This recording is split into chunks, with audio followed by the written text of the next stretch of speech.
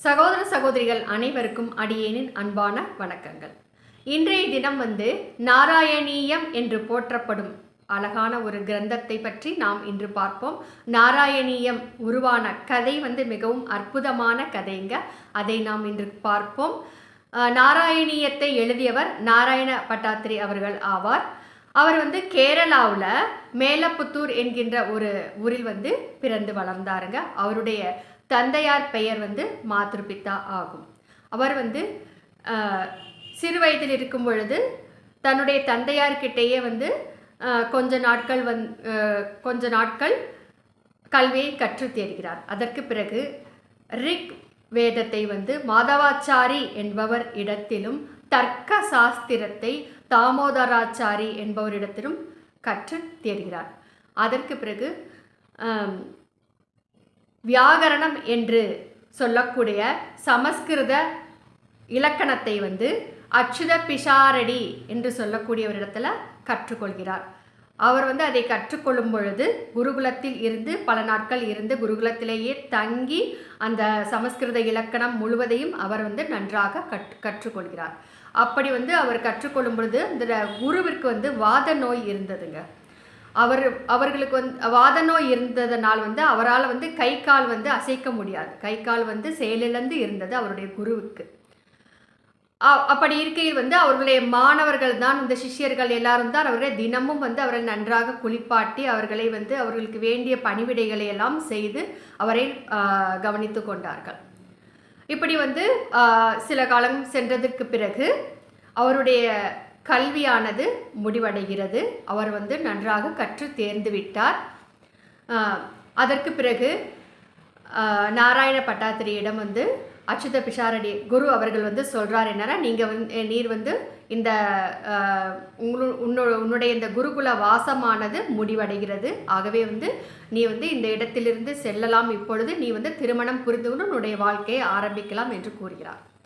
ஆனால் நாராயண பட்டாத்திரிக்கு தனக்கு இந்த கல்வியை கற்றுக் கொடுத்த குருவிற்கு ஏதாவது ஒரு நன்மையை செய்ய வேண்டும் என்று உங்களுக்கு நான் குருதட்சணை கொடுக்க வேண்டும் என்று நினைக்கிறேன்.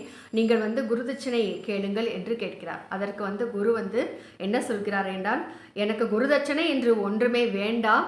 நான் கற்றுக் கொடுத்த பாடத்தை நீர் மற்றவர்களிடம் பொருள் செல்வம் எதையும் பெற்றுக்கொள்ளாமல் இலவசமாக கற்றுக் கொடுத்தால் அதுவே போதுமானது, அதுவே எனக்கு குருதட்சணை என்று கூறுகிறார். ஆனால் அந்த குருதட்சணை ஏற்க மறுக்கிறார். அது போதாது, அவருக்கு இன்னும் நிறைய செய்யணும் அப்படின்னு நாராயண பட்டத்திரி அவர்கள் நினைக்கிறார். ஆகவே தன்னுடைய குருவிடத்தில் என்ன கேட்கிறார் என்றால், உங்களிடம் இருக்கின்ற இந்த வாத நோயை எனக்கு ஆவாகனம் செய்து கொடுத்து விடுங்கள். அந்த வாத நோயை நான் ஏற்றுக்கொள்கிறேன். அதுவே நான் உங்களுக்கு கொடுக்கும் மிகச்சிறந்த குருதட்சணையாக இருக்கும் என்று கேட்கிறார். அதை கேட்டவுடன் அவர் அந்த குரு ரொம்ப அரண்டு போயிறாரு. என்ன சிஷ்யன் என்னிடம் இந்த நோயை போய் கேட்கிறாரே என்று கேட்கிறார். அதற்கு குருவானவர் அவர்கிட்ட சொல்கிறாரு, இல்லைப்பா, இந்த நோயெல்லாம் உனக்கு நான் கொடுத்து விட்டால் மக்கள் எல்லாம் என்னை தூற்றுவார்கள், என்னை பழித்து கூறுவார்கள். ஒரு குருவுக்கு சிஷ்யன் எனப்படுபவன் மகனை போன்றவன். என்னுடைய மகனை போன்று நான் உன்னை நினைக்கிறேன். அப்படி இருக்கும் பொழுது உனக்கு எப்படி என்னுடைய இந்த கொடூரமான இந்த வியாதியை உனக்கு எப்படி நான் கொடுக்க முடியும்? என்னால் கொடுக்க முடியாது என்று மறுத்து கூறுகிறார். ஆனால் விடவே இல்லைங்க நாராயண பட்டாத்திரி அவர்கள். மீண்டும் மீண்டும் தொடர்ந்து அவரிடம் கேட்டு அந்த வாத நோயை கண்டிப்பாக நீங்கள் எனக்கு கொடுத்து விடுங்கள். நீங்கள் எப்படி இருக்கீங்கன்னா ரொம்ப ஆச்சார புருஷராக இருக்கிறீர்கள். ஆகவே நீங்கள் எங்கும் வைத்தியரிடம் சென்று காண்பிக்கவில்லை. நான் அப்படி கிடையாது. நான் வைத்தியரிடம் சென்று காண்பித்து என்னுடைய இந்த வாத நோயை நான் போக்கிக் கொள்வேன். ஆகவே என்னை பற்றி நீங்கள் கவலைப்படாதீர்கள், இந்த வாத நோயை எனக்கு கொடுங்கள் என்று கேட்கிறார். உடனே ரொம்ப இந்த மாதிரி சொன்னோன்னே குருவானவர் தன்னுடைய ஆத்ம சக்தியினால் கண்களை மூடிக்கொண்டு என்ன நடக்கிறது, எதற்காக இவர் இப்படி கேட்கிறார் என்று யோசித்து பார்க்கும் பொழுது சிருஷ்டியின் ரகசியமானது அவருக்கு புரிகிறது.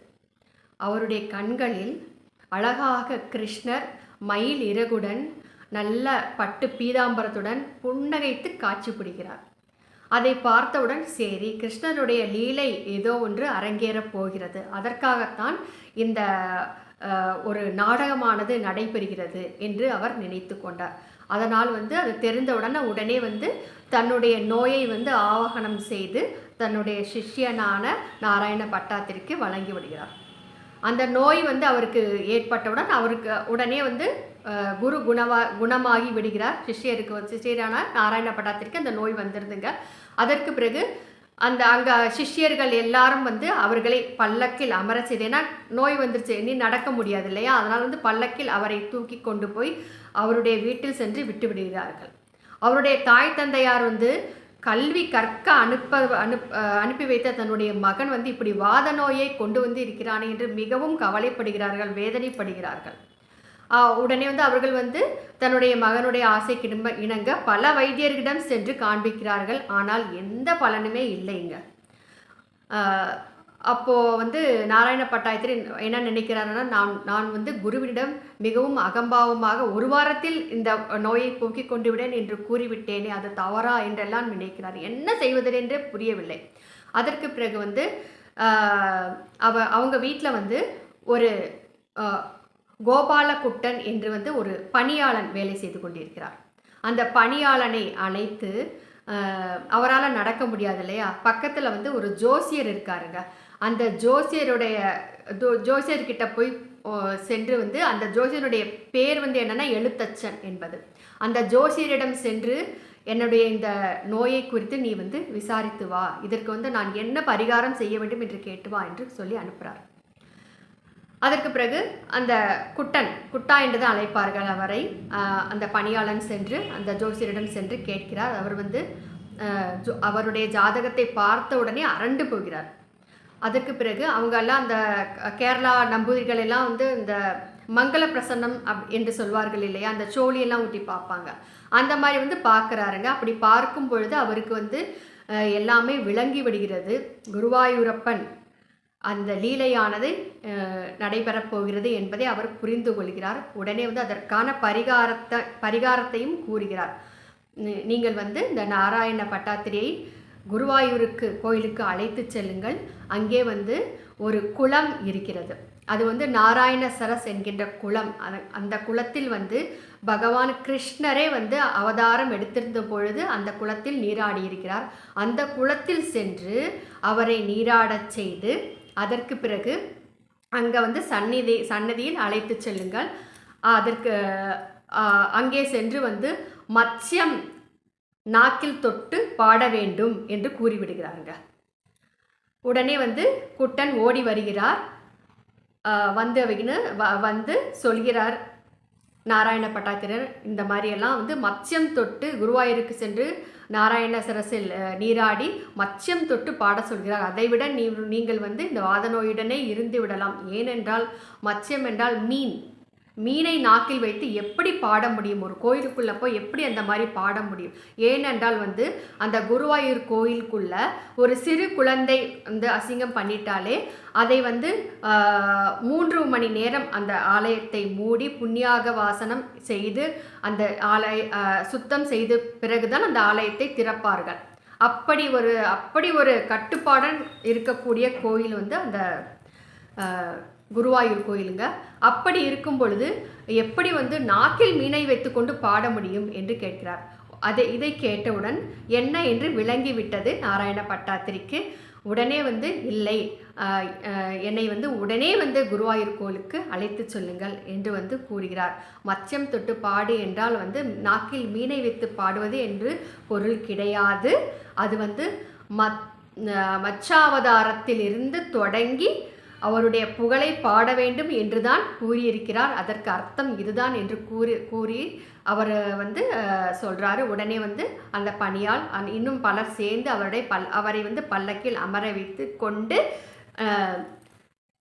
கோயிலுக்கு குருவாயூர் கோயிலுக்கு அழைத்து செல்கிறார்கள். அங்கு சென்று அந்த குளத்தில் நாராயண சரஸ் என்கின்ற குளத்தில் நீராட வைத்து அவர்களை உள்ளே அழைத்து செல்கிறார்கள். உள்ளே அழைத்து சென்று கருவறைக்கு முன்னால் இடது பக்கமாக ஒரு திண்ணை இருக்குது. அந்த திண்ணையில் வந்து நாராயண பட்டாத்திரியை அமர செய்கிறார்கள். வலது பக்கம் உள்ள திண்ணையில் மற்றவர்கள் எல்லோரும் அமர்ந்து கொள்கிறார்கள். அப்படி அமர்ந்து வந்து அவர் வந்து பாடத் துவங்குகிறார். நாராயணன் அந்த கோவிலில் இருக்கிற குருவாயூரப்பன் வந்து சின்ன குழந்தையா மிகவும் அழகாக காட்சி கொடுக்கிறார். ஆனால் வந்து இந்த நாராயண பட்டாத்திரிக்கு வந்து அந்த குழந்தையை தன்னுடைய கழுத்தை திரும்பி வந்து குழந்தையை பார்க்க முடியவில்லை, குழந்தை கண்ணனை பார்க்க முடியவில்லை. ஆகவே வந்து அந்த கிருஷ்ணர்கிட்ட கேட்கிறார் என்னவென்றால், என்னால் வந்து வாத நோய் எனக்கு வந்து இருக்கிறது, என்னால் கழுத்தை திரும்பி உன்னை பார்க்க முடியவில்லை, உன்னை பார்த்து ரசித்து தான் என்னால் வந்து உன்மேல் வந்து பாடல்களை பாட முடியும், ஆகவே வந்து என்னால் பாட முடியாது கண்ணா, எனக்கு தயவு செய்து அருள் புரிய வேண்டும் என்று கூறுகிறார். உடனே வந்து அந்த குருவாயூரப்பன் வந்து சிறு குழந்தையாக இடுப்பில் அழகாக கையை வச்சுட்டு தலையை சாய்த்து அந்த நாராயண பட்டாத்திரியை பார்க்கிறார். உன்னால் தலையை சாய்த்து என்னை பார்க்க முடியாவிட்டால் பரவாயில்லை, நான் உன்னை வந்து பார்க்கிறேன் என்று தலையை சாய்த்து மிகவும் அழகாக நாராயண பட்டாத்திரியை பார்க்கிறார். இன்றளவும் அந்த கோவிலுக்கு சென்று அந்த இடத்திலிருந்து இறைவனை நம்மால் பார்க்க முடியாதுங்க. ஆனால் இறைவன் அங்கிருந்து வந்து அந்த இடத்தை பார்க்க முடியும். அப்படித்தான் இருக்கிறது அந்த கோயில் கருவறை. இப்படி வந்து அவர் அங்கே அமர்ந்து 100 தசகங்கள் 100 நாட்கள் வந்து நாராயணியத்தை பாடினார். ஒரு தசகம் என்பது 10 பாடல்களை கொண்டுள்ளது. ஆனால் ஒரு சில தசகத்தில் வந்து 10 பாடல்கள் இல்லாமல் ஒரு சில ஸ்லோகங்கள் அதிகமாக கூட இயற்றி அவர் பாடியிருக்கிறார். மொத்தம் வந்து 1034 ஸ்லோகங்களை கொண்டதுங்க இந்த நாராயணியம் என்று போற்றப்படும் கிரந்தம். இதுக்கு வந்து ஒரு முக்கியமான ஒரு விசேஷம் என்னவென்றால், பொதுவாக ஸ்லோகங்கள் எல்லாம் இறைவனை குறித்து போற்றுவதாக, இறைவனின் பெருமையை பாடுவதாகத்தான் இருக்கும் இல்லையா? ஆனால் இந்த நாராயணியம் என்பது இறைவனுடன் இந்த நாராயண பட்டாத்திரியும் இறைவனும் பேசிக்கொள்வது போல, அவர் வந்து இறைவன் வந்து சரி அதற்கு பிறகு என்றெல்லாம் சொல்லி அவர் வந்து தலையசைத்து கேட்பது போல, இருவரும் சம்பாஷணை செய்து கொள்வது போல மிகவும் அருமையாக அமைந்துள்ளது இந்த நாராயணியம் என்று போற்றப்படுகின்ற இந்த கிரந்தமாகும். அப்படி இந்த கிரந்தத்தை அவர்கள் 100 நாட்கள் இருந்து பாடி முடித்தவுடன் அவர்களுடைய வாத நோயெல்லாம் தீர்ந்து விடுகிறது, சரியாகி விடுகிறது. அவருக்கு சரி வாத நோய் இருக்கும் பொழுது அவரால் எழுத முடியாது இல்லையா? அதனால் வந்து அவர் வந்து சொல்ல அவருடைய தம்பி தான் வந்து இந்த நாராயணியத்தை எழுதியிருக்கிறார். இப்படியெல்லாம் போற்றப்படும் நாராயணியத்தை நாம் வந்து சொல்வது எவ்வளவு மிகப்பெரிய ஒரு புண்ணியத்தை கொடுக்கும் என்பதை நீங்களே கொஞ்சம் யோசித்து பாருங்கள். அது மட்டுமல்லாமல் அவர் இருந்து பாடிய இடத்தை வந்து பகவான் கிருஷ்ணர் என்ன சொல்கிறார் என்றால், இந்த ஊரெல்லாம் வந்து எனக்கு சொந்தம், அப்படி இருந்தாலும் நீர் இருந்து இந்த பாடிய இடம் மட்டும் இந்த நாராயண பட்டாத்திரிக்கே சொந்தம் என்று சொல்கிறார். ஆகவே அந்த இடம் மட்டும் நாராயண பட்டாத்திற்கு சொந்தமானது என்று செப்பு பட்டயத்தில் இன்றளவும் எழுதி வைக்கப்பட்டு உள்ளது. அந்த கோவிலுக்குள் சென்றால் நாமும் அதை பார்த்து தெரிந்து கொள்ளலாம். அப்படிப்பட்ட நாராயணியத்தை நாம் முழுவதுமாக கற்றுக்கொள்ள முடியாவிட்டாலும் பரவாயில்லை, அதை நீங்கள் தினமும் வந்து கேட்கலாம். அப்படி கேட்க முடியாவிட்டால் அதில் உள்ள ஒரு முக்கியமான ஒரு ஸ்லோகத்தை மட்டும் அடியேன் கூறுகிறேன். அதை வந்து நீங்கள் தினமும் சொல்லலாம், மற்றவர்களுக்காகவும் பிரார்த்தனை செய்து கொள்ளலாம். அதை கூறுகிறேன். அஸ்மின் பராத்மன் அனுபாத்ம கல்பே த்வமித்த முத்தாபித பத்மயோனிஹி அனந்த பூமா மமரோகராசிம் நிருந்தி வாதாலய வாச விஷ்ணோ. இந்த ஒரு ஸ்லோகத்தை மட்டும் நீங்கள் தினமும் இறைவனிடம் முன்னின்று கூறினால் உங்களுடைய உடல் வியாதிகளும் மன சம்பந்தப்பட்ட பிரச்சனைகளும் தீரும். அதிகமான நோய்வாய்ப்பட்டிருக்கும் பொழுது 108 முறை கூறலாம். சரி, இப்பொழுது வந்து உங்களுக்கு நெருங்கிய உறவினர்களுக்காக இதை கூற வேண்டும் என்று நீங்கள் நினைத்தால், இறைவனுக்கு முன்னால சுத்தமாக குளித்துவிட்டு ஒரு ஆசனம் இட்டு அமர்ந்து கொண்டு நன்றாக விளக்கேற்றி நெய்வேத்தியத்திற்கு ஒரு அன்னமோ இல்லை ஏதாவது பழத்தையோ வைத்து கொள்ளுங்கள். வைத்து கொண்டு விட்டு இந்த ஸ்லோகத்தை மட்டும் வந்து ஒரு பாத்திரத்தில் நீர் சுத்தமான நீர் எடுத்து வைத்து கொள்ளுங்கள். அந்த நீருக்குள்ள வந்து தர்பை வந்து கேட்டால் கிடைக்கும். அந்த தர்பையை வலது கையில் வைத்து கொண்டு அந்த தர்பையை வந்து அந்த தண்ணீருக்குள் மூழ்குவது போல வந்து இந்த தீர்த்த தண்ணீருக்குள் மூழ்குவது போல வைத்து கொண்டு இந்த நாராயணியை இந்த ஸ்லோகத்தை மட்டும் 108 முறை கூறி உங்களுடைய அந்த நோய்வாய்ப்பட்டிருக்கிற இந்த உறவினர்களுக்கு தீர்த்தமாக அவர்கள் பருக அவர்களுக்கு நீங்கள் கொடுக்கும் பொழுது கண்டிப்பாக அவர்கள் நோயிலிருந்து விடுபட்டு வெளிவருவார்கள். இது வந்து கண்டிப்பாக நடக்கும். நம்பிக்கையுடன் செய்து பாருங்கள், பலன் நிச்சயம்.